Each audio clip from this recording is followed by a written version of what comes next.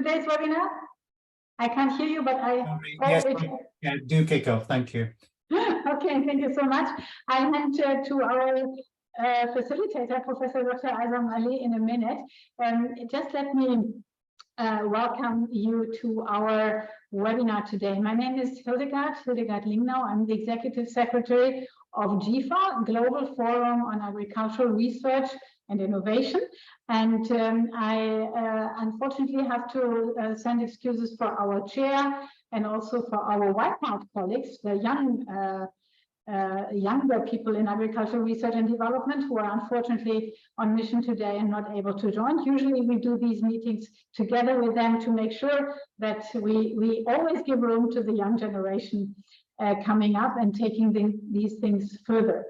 The GFAR Talks event has started a while ago now, so I stopped speaking about an innovation. It's something that has somehow now got established as a format to have different views to be discussed with prominent people in the respective field. Today is a topic we have not been working on at all on GFAR, from what I know at least, but it is of huge importance. And colleagues hear me saying again and again, if we have more room and more capacities in the future, this is one of the topics I think we need to do more on, broadly nutrition. So we keep on speaking about the transformation of the agri-food system as desperately needed, but nutrition is how we consume food, right? And we can do it this way or another way, and we will hear from our two very important speakers today about a very specific approach, which is hopefully or certainly helpful for poor people, for people in rural areas, and for women. So many of those people who are really close to us and whatever we in GFAR do. For those who are maybe not an expert, as I am, because I'm not a nutritionist either, I'm a development economist, food fortification is about tackling what is called hidden hunger. So to give people the opportunity to have the micronutrients that are needed to lead a good life. And there are different ways of doing so. You can give them out as tablets. You can add to food as supplements, right? You can also do selective breeding, and I think we hear more about that today. And finally, you can also do it via genetic engineering, and that has been started a while ago as well. So in my 30 or more years in the global south, I have seen all of these approaches in different contexts, and I realized that all have some advantages and disadvantages. So I'm really interested to hear, and I hope, and I see many people being interested as well, to hear from you, having been working on these issues, approaches, ways of going for better nutrition for poor people and women and children, and to learn more about that. While biofortification is, from the little I know, especially famous for being very cost effective, and that means, I mean, we can reach and help many people. There are also very critical questions that have come up, and let me just ask two for hopefully you to take into consideration, or maybe we can discuss in the discussion afterwards. So while we in GFAR are committed to small-scale producers, poor people in rural areas, I would like to understand whether an approach like biofortification is empowering or overpowering small-scale producers, poor people, right? And this is something I have learned while I was still with WFP, where we stopped adding, I mean, we didn't do biofortification, but we provided people with supplements. And we stopped doing so because we thought we have to empower and not overpower people. So we need to speak with them. They need to better be able to handle their own nutrition instead of just giving something and making them even less in power of what they can consume. So instead of handing things out, we started thinking and doing with health education, and were guided by a behavioral scientist so that people have the chance to understand what they need and when and how to access. And that brings me to my second question. Are we tackling symptoms, and what about the root causes? And again, isn't it, and here I would like to mention our collective action on forgotten foods, there are healthy ways, even for poor people, to have a nutritious diet. If we go this way, is that the right way, or how can we do both, tackling the symptoms and the root causes? I look very much forward to hearing from Jeremy and Lynn, or Lynn and Jeremy, I don't know who comes first. And with this, over to you, Sayed, to take us through a very interesting hour, I'm sure. Thank you. Thank you, Hildegard, and thank you for giving us our broad introduction. So I won't spend any more time on that. I'm going to go straight to the speakers, and the sequence we're going to follow is that Lynn will speak first, and I'll introduce her and Jeremy both at the same time, so that as soon as Lynn has spoken, then Jeremy will make his comments, and then we'll enter in a time for us to have a discussion. And it's very important the discussion is from you, the participants. So a very warm welcome to all of you, wherever you are in the world. Thank you at different times of day, different parts of the world, that you've actually logged into this discussion today. So I thank you for that, but please use the opportunity to submit questions on the Q&A function, and then we look through those questions and try and get those questions, or as many of them as possible, to our very welcome speakers and distinguished speakers today. So that's the order we'll take, and then just at the end, a few concluding remarks and a vote of thanks from Hildegard at the end. So that's the program. Let me introduce straight away our two speakers. And the first is Lynn Brown. And Lynn is an economist who specialized in gender, food and nutrition policy, social protection, agriculture and rural development. And she has extensive experience in Africa and Asia, and was indeed managed the World Bank nutrition portfolio for some time.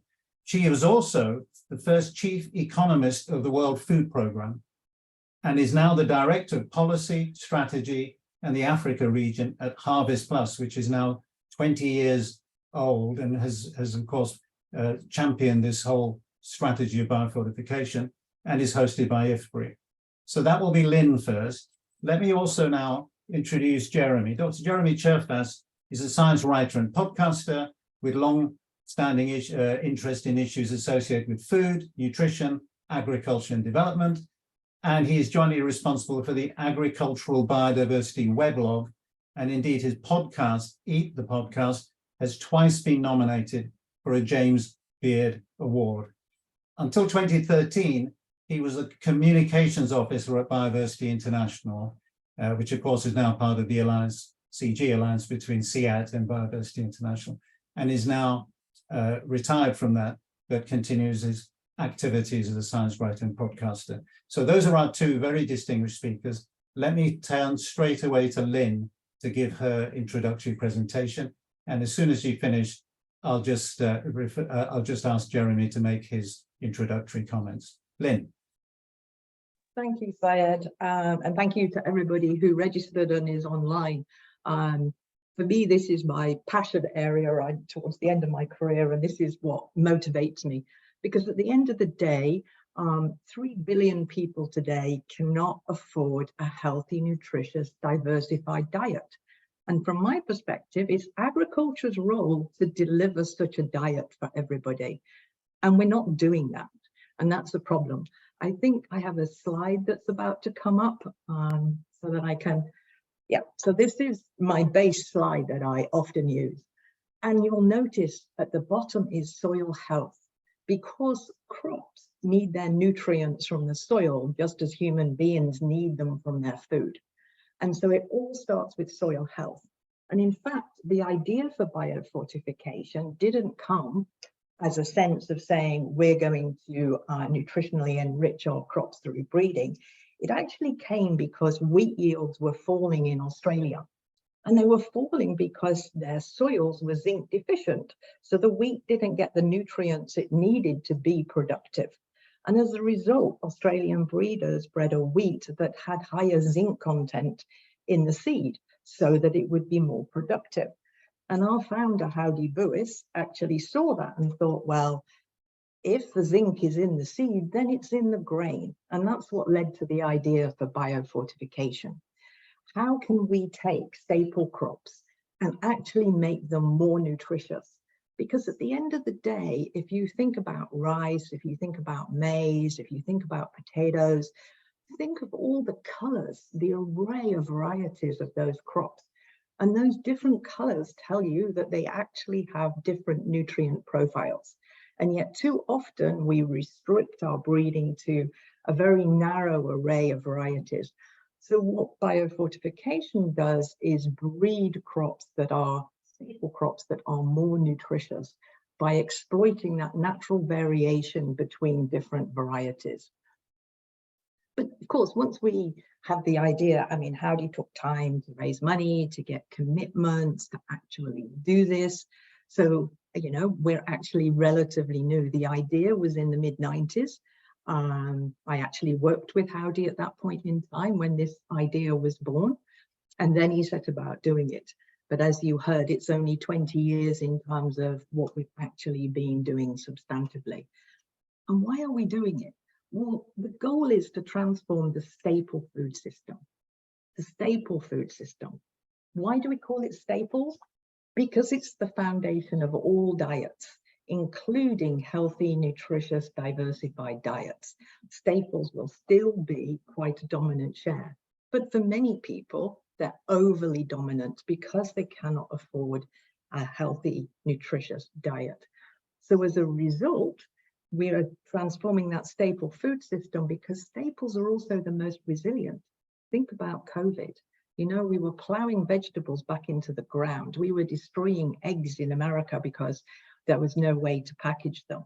So when you put it into the staple foods, you put it into the most resilient crops in the system, the crops that, generally speaking, are cheaper for people to buy, that have longer shelf lives and are less fragile. So you're putting it in the place that it's most accessible to everybody. For me, this is not a niche intervention. It's not like saying, well, we'll do this just for poor people. HarvestPlus does target smallholders, the poor and the vulnerable. That's where we do our delivery. That's where we introduce it. But the goal is actually to transform the whole food system. So while we start with smallholders and we empower them, quite often women, to in small and medium enterprises, to process these foods, to make more nutritious foods in the marketplace for children and women.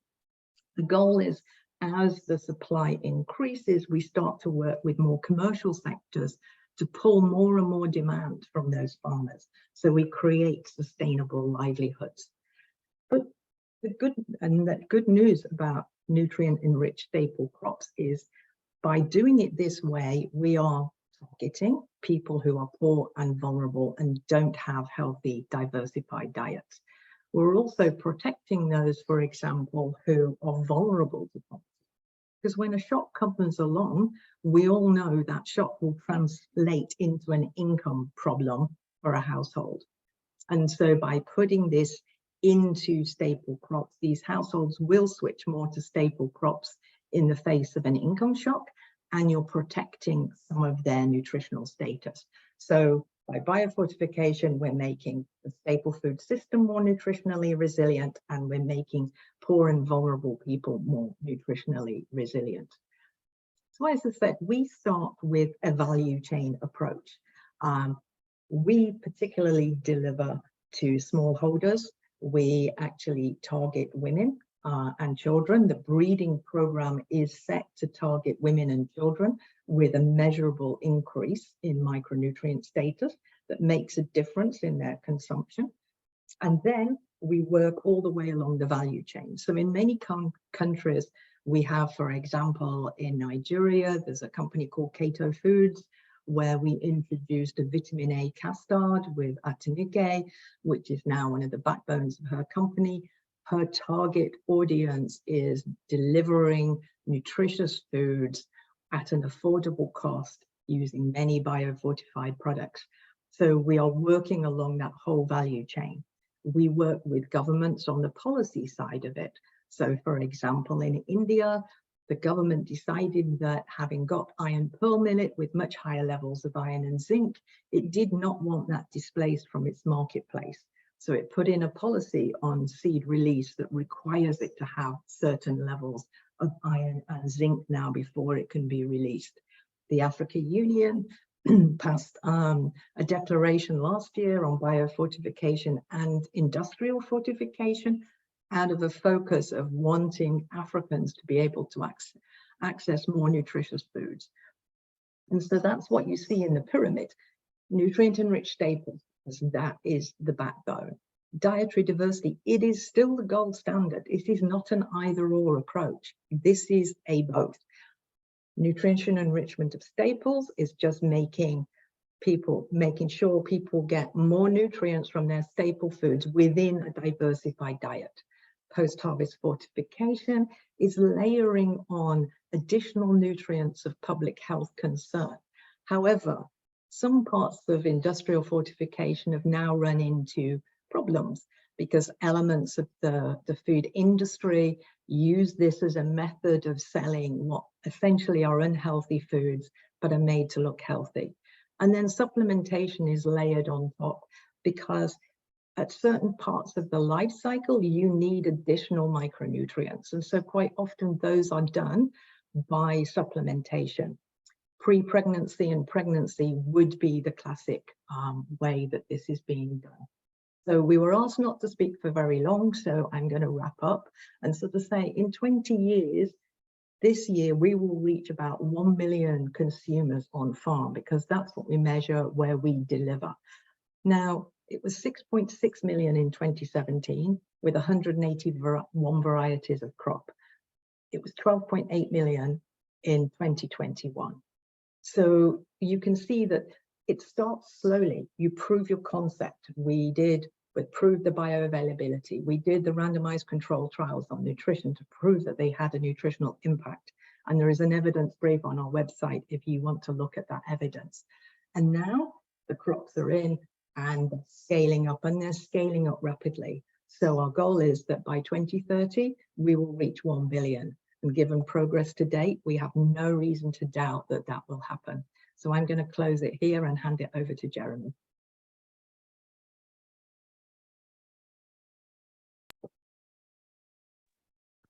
Thank you very much. And thank you also to GFAR for laying this on, and to Said and everybody who's signed up to be part of this webinar. I listened with great interest to what Lynn said, because I think there's much in there of value, but, and of course you knew there was going to be a but, I was invited to this because with my colleague Martin van Ginkel, we published a paper recently called What is Wrong with Biofortification? And it's not a question, it's a statement. What is wrong with biofortification? And we discuss 4 things, basically. There's a yield penalty. Biofortified staples do not yield as much as they might, as the most modern versions of those staple crops can yield under the same conditions. There's a problem with genetic uniformity. I question their suitability for poor subsistence farmers. And to me, the most important thing is that there's actually not very much evidence that biofortified foods have a major impact on nutritional status. I'll come back to that at the end, but I just note in passing, I went onto the HarvestPlus website to check what they were saying. And I'm sorry, Lynn, but that page gives a 404. The marshalling evidence page hasn't been available since May 2022, as far as I can tell. But that's just something for you to look into. So let me talk a little bit more about the yield penalty. There's a lot more about this in our paper, but one concern is a kind of dilution. Higher micronutrients are in fact correlated with lower overall yield, and that applies to zinc in rice, it applies to beta carotene in cassava and maize and sweet potato. So you're trading off higher micronutrients for lower yield.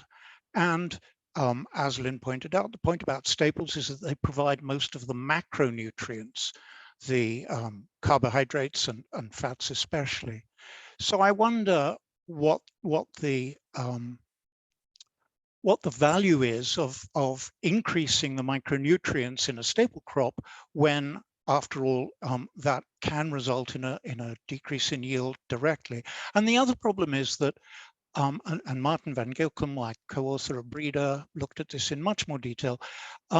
One of the problems is that these new biofortified varieties are checked against outmoded Czech varieties. When a variety is going to be released into commercial seed production, it's compared against what are called Czech varieties. And in the cases we've looked at, often those Czech varieties are more than 10 years old, and at a normal rate of increase for plant breeding, for yield, the best modern varieties might be 5 to 10% better after 10 years of straightforward breeding. So the yield penalties, and they range from sort of 20% less to 30% less, that's actually 30% less or 40% less for high iron wheat, high iron rice, and high zinc crops as well. And for orange flesh sweet potatoes, the yield penalty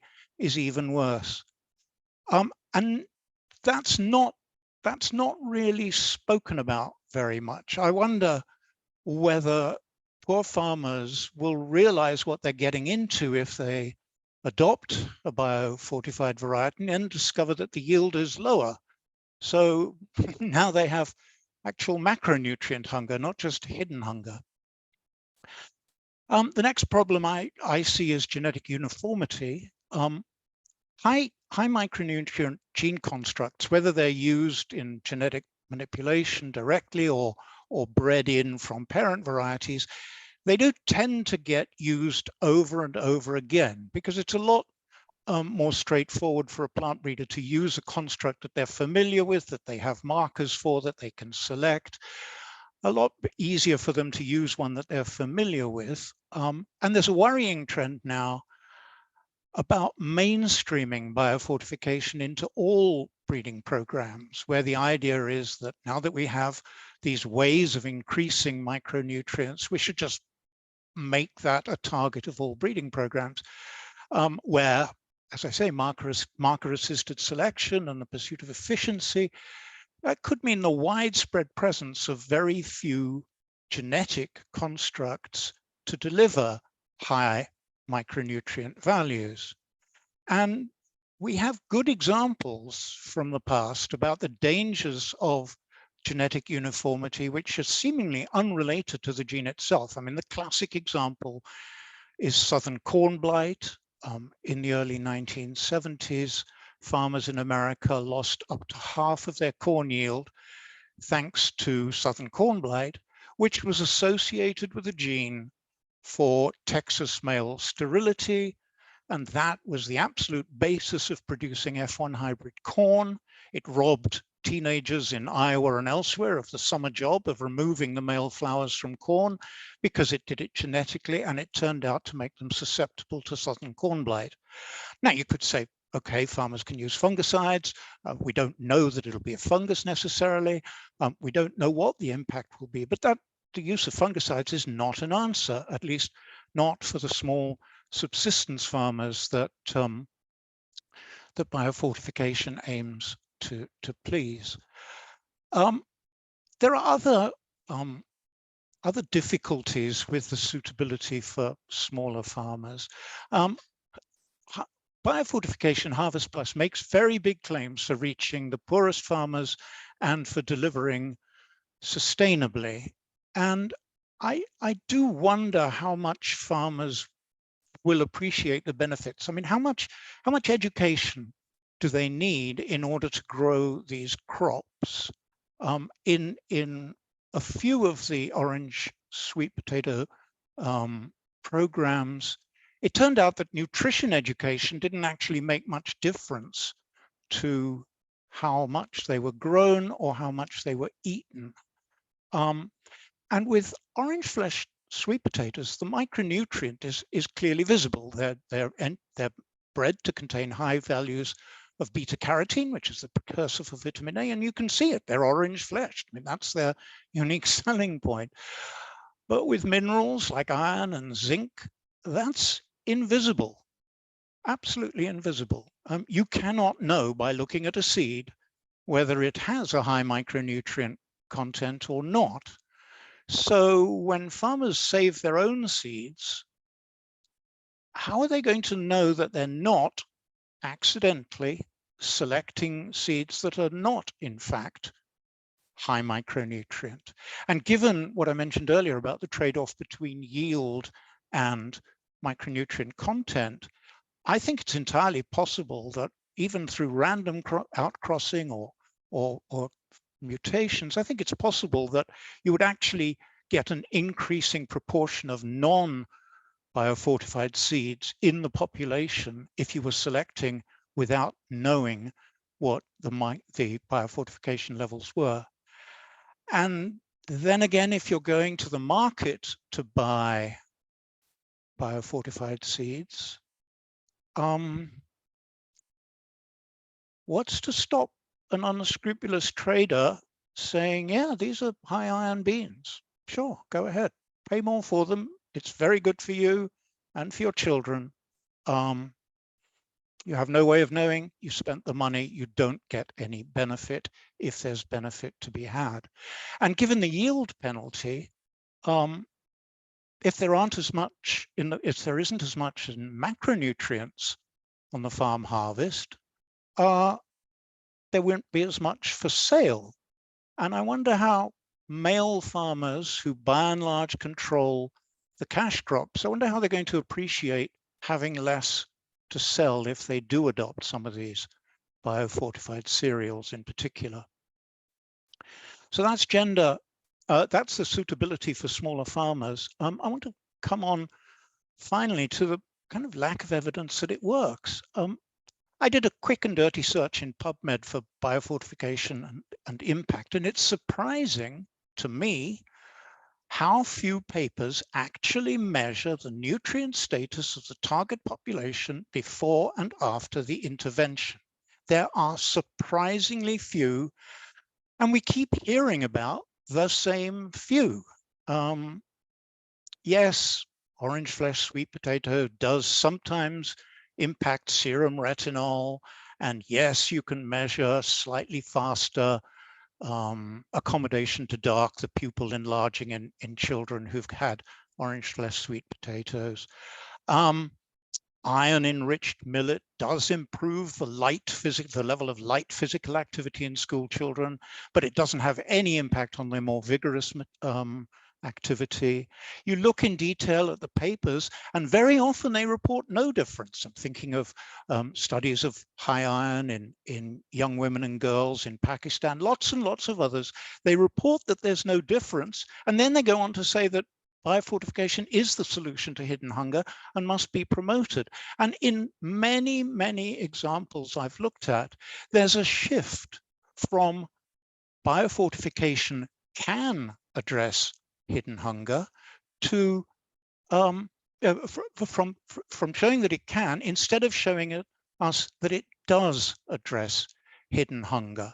And I don't think it's unreasonable after 20 years to expect a better tranche of evidence. And I look forward to seeing that page when it comes up again. But I mean, there were early warnings about the difficulty of this. In 2002, a paper evaluating the potential impact of biofortification on human nutrition called for a three-step approach. You had to measure the bioavailability, you had to do a comprehensive feeding trial under controlled conditions, and you had to do a community trial. And in almost all of the projects, that either hasn't happened, or maybe it happened, but it hasn't been reported on because the results were negative. I mean, every credit to the papers I've mentioned where they report that there was no impact. In 2007, HarvestPlus reviewed the challenges faced faced by nutritionists, and it identified those challenges. It didn't do much about them. And just last year in 2022, there was a critical review of the indicators, metrics, and methods for assessing biofortification programs. And they complained about the poor quality of this assessment to date, and the lack of comparability. And they identified 17 high-level indicators. Only one of those is about nutrition, and it's about micronutrient intake, not about micronutrient status in the people eating the food or about their health. So my main complaint really is that biofortification has absorbed an awful lot of funding, very little of which went into alternatives such as dietary diversity. And I appreciate that one hears that that biofortified staples are a part of dietary diversity. I'd much rather see more about dietary diversity, which would automatically bring a greater range of micronutrients, a more whole diet, than fortifying the staples. There are promising avenues, small indigenous fish species being turned into powders and chutneys that can be added to food and deliver a walloping amount of micronutrients. African leafy vegetables, much more nutritious than the vegetables that were on the market before projects to promote them. We know that diverse diets protect wealthy people against non-communicable diseases. That's why we're being urged to eat 5 a day and all the rest of it. But there's actually been very little study of the impact of diverse diets on poorer farmers and poorer households. It's not even clear if some of the studies were needed. High iron beans in Rwanda, it was assumed that beans in the market had a low level of iron, 50 parts per million.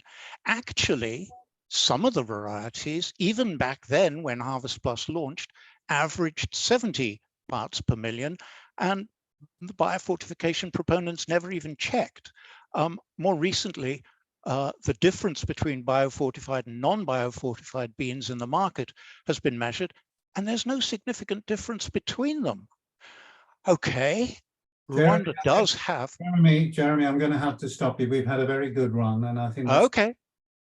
Because okay, I'd like to say finally, biofortification has proved superficially very attractive, very simple solution to a very difficult problem. And it's easy to see why policymakers liked it, but I don't think it's delivered. Okay, well, that's a very good place for us to take us to. Obviously, there's a lot of issues there, and you've raised them, and so have people on the through the chat, and a lot of questions. I'm not going to list all of those. I'm going to ask Lynn to respond first, and then both of you to take on the second issue. The first one really is, Jeremy's essential point is, does the evidence stack up? In fact, is the evidence there to support the claims that have been made by that biofortification has had real impact? And we can divide that into, is it biofortification or bioavailability? In other words, even if you do biofortify foods, has that ended up improving people's diets and health outcomes? So that's the ones I'd like, Lynn. I noticed you were making a number of notes there, which I'm sure you will pick up on, which you can respond to. So that's the question I want to ask Lynn first. Then I want both of you to reflect on the second issue, which is also coming up a lot in our conversation and questions, which is the balance in investment. First of all, we can say without question, there's not enough investment in nutrition or food or agricultural research. We know all of that. But within the balance that there is, and it's a declining amount, is the balance between biofortification and those other three, the gold standard that you mentioned and the others, supplementation and fortification, is the balance right? So think about that Lynn, your chance now really to respond to Jeremy's, as he said, complaints, but I think what he means is criticisms of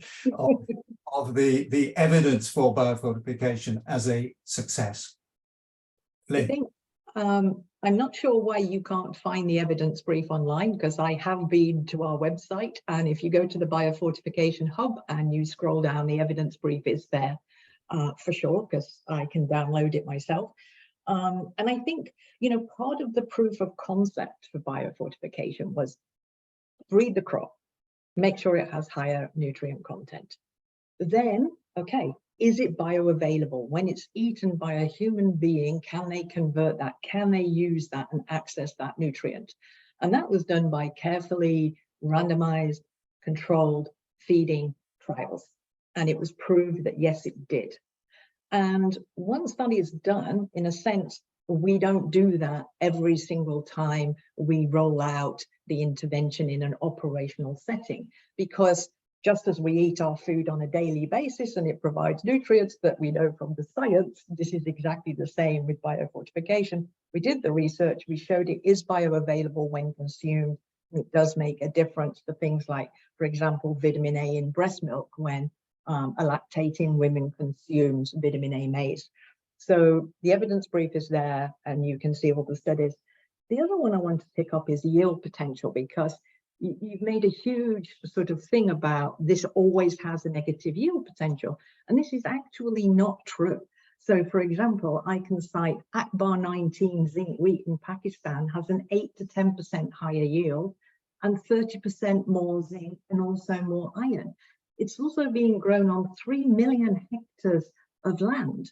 Now, you know, there's an assumption of saying there's a yield penalty that it seems to imply farmers are stupid, that they're growing a crop that yields less than they were growing before.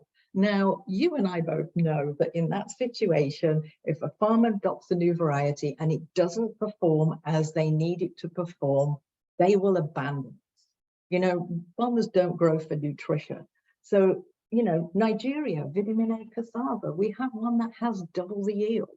So to me, the issue is, you know, even if there is a slight yield penalty, is that an issue?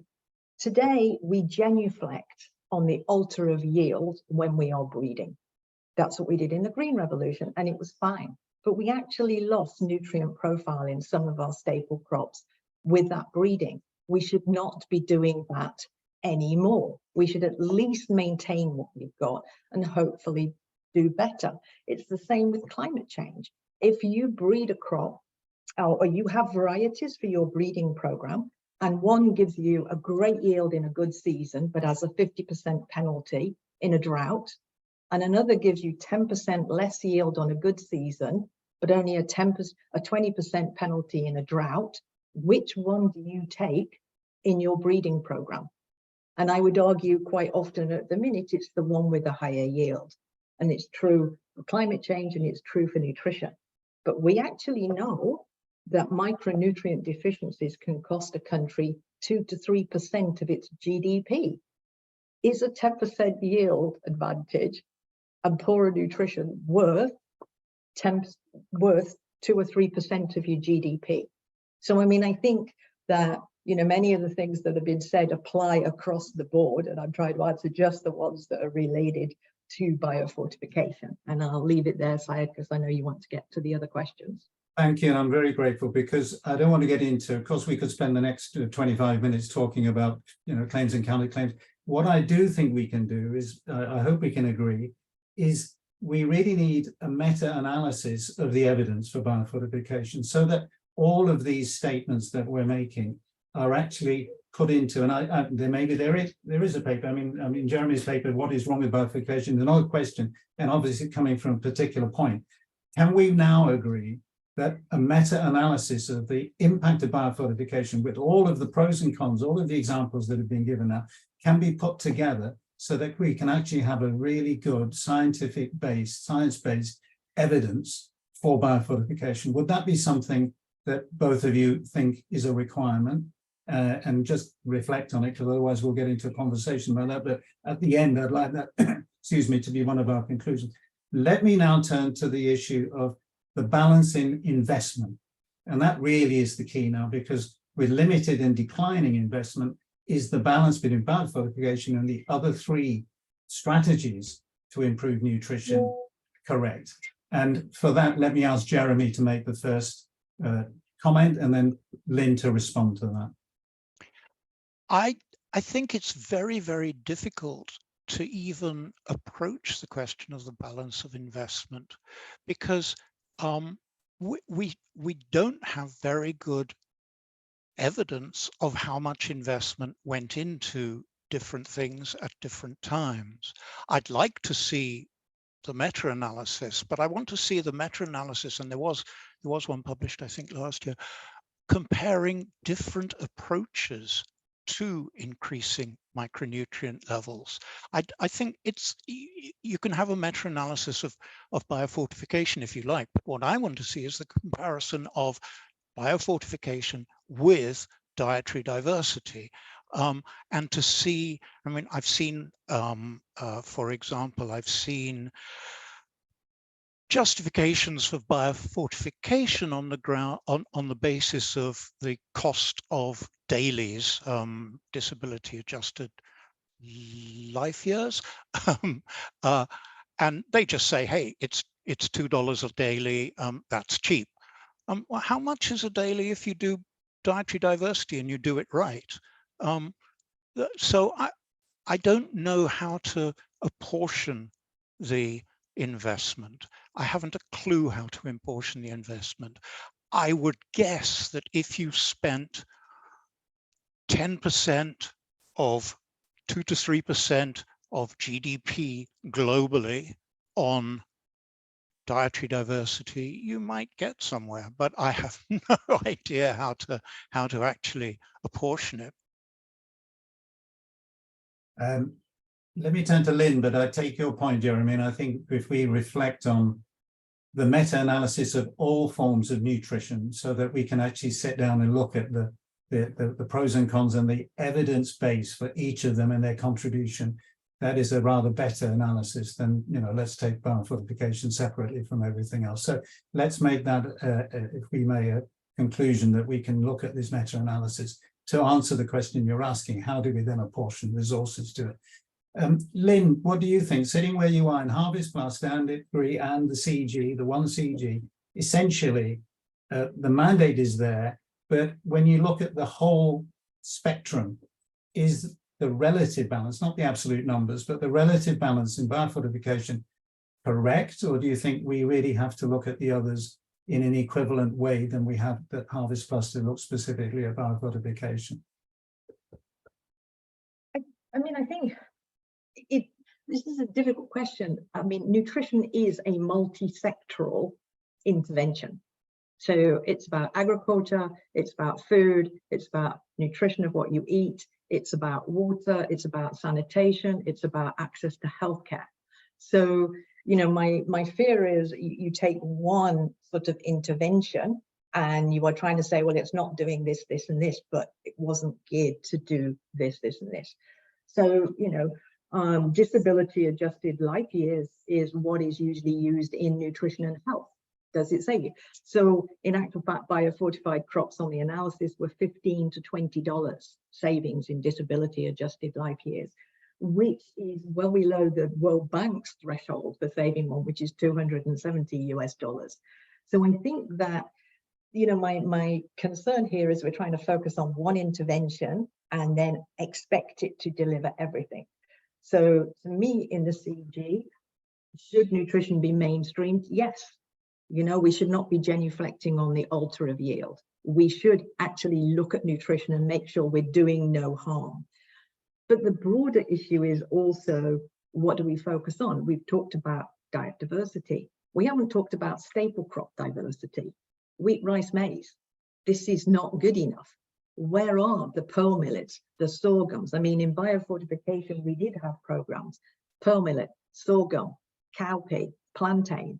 So, you know, the issue is, you know, it's very easy to take one thing and hang everything on it and say it doesn't deliver. But the reality is there's a whole lot more about diversity than we actually do. And it's not clear how you know, you want diet diversity. What is the strategy?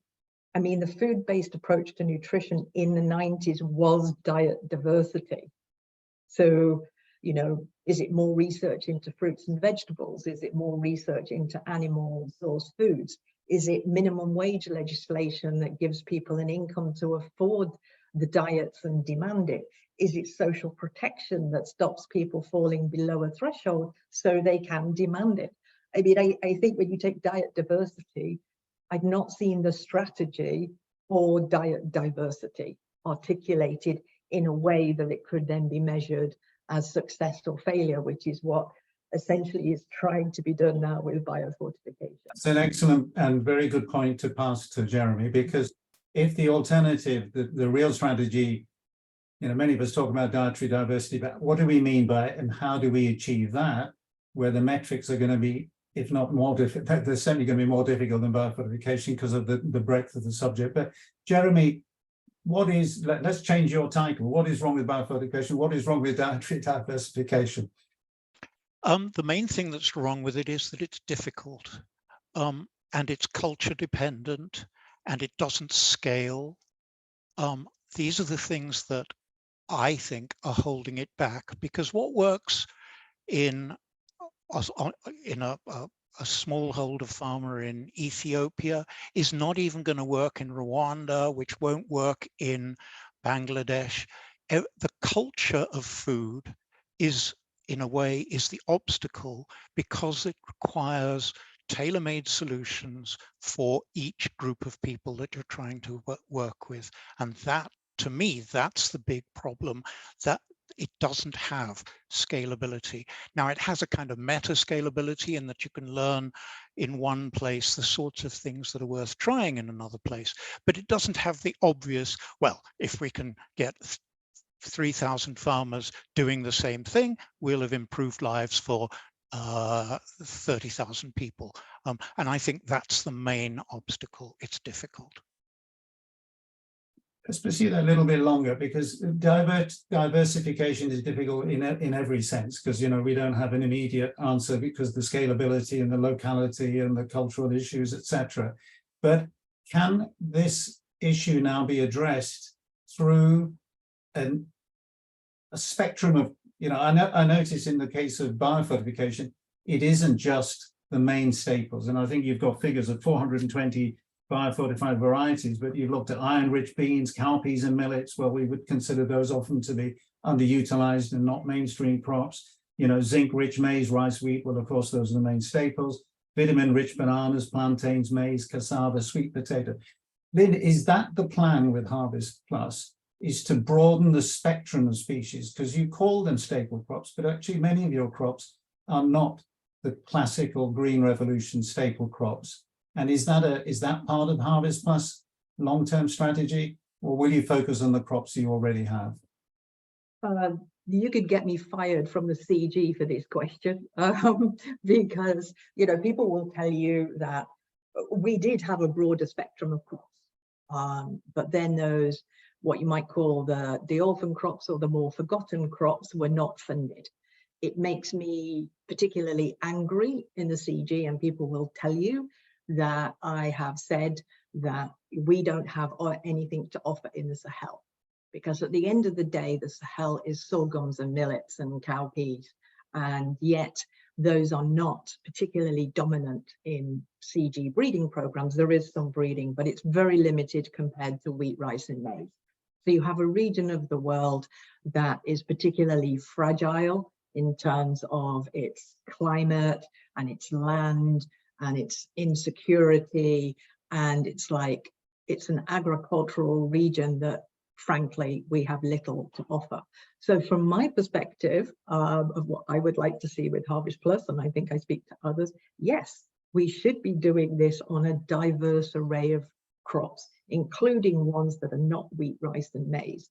But the reality is, if you look at what the donors support and therefore what the CG breeds, it focuses on wheat, rice and maize to a large degree, because those are the dominant staples in the world.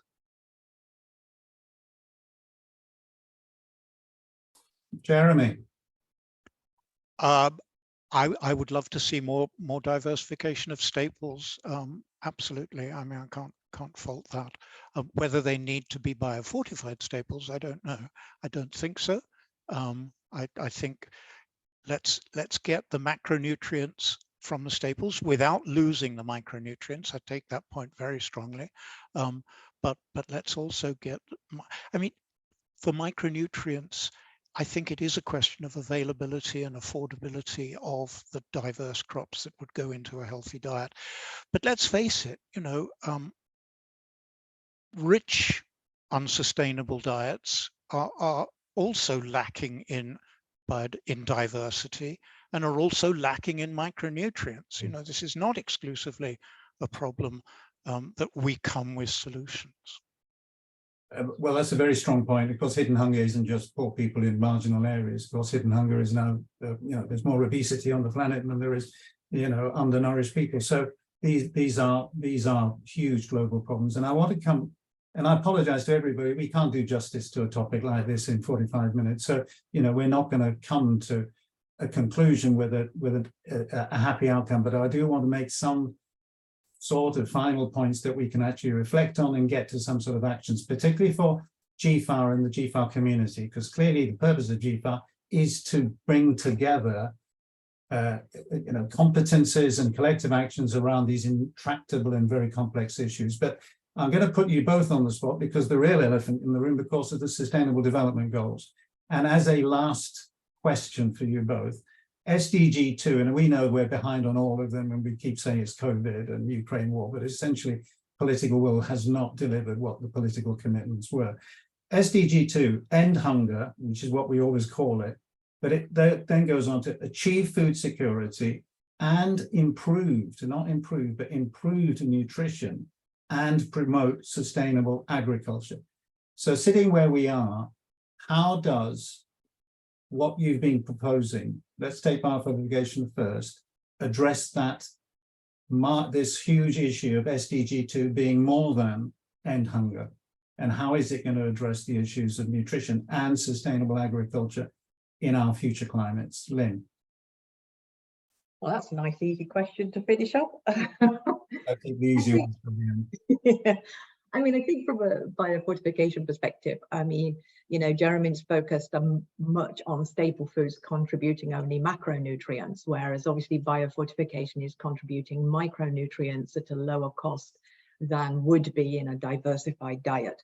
So fill the nutrient gap work by WFP in Pakistan, for example, showed that if everyone was consuming zinc wheat in the Punjab province, the cost of a healthy diet for an adolescent girl would fall by 25%. So that is quite considerable. And it's also because she doesn't get access, generally speaking, to preferred foods like livestock products, etc., which would be more nutritious. So, but she does have access to staples. So I think, you know, biofortification offers you both micronutrients and macronutrients. So it reduces hunger and it takes you somewhat towards the nutritional goal. And the way they are bred and everything else is to be climate smart. It's not just yield, it's not just nutrition, it's also climate. So the one reason that the zinc wheat is doing so well in Pakistan is because in the very hot season last year, it performed extremely well, which is putting it now into even more demand. So, I mean, I think that it's about embracing an array of activities in your breeding program in terms of what you deliver and who you deliver for. Thank you. Jeremy, is it part of the future? Yeah, I absolutely, I think so. I think that as far as, I mean, okay, we all agree that the SDG is perhaps an unattainable goal as it's currently written, but I think what I would like to see in more in the way of fruits and vegetables and other forms of livestock as well coming into the picture, I think there's probably something to be gained there from reducing transport costs very locally. I think there's scope for fruits and vegetables to be grown in parts of the world where, with investment. I think there's scope for them to be grown close to the populations that need them.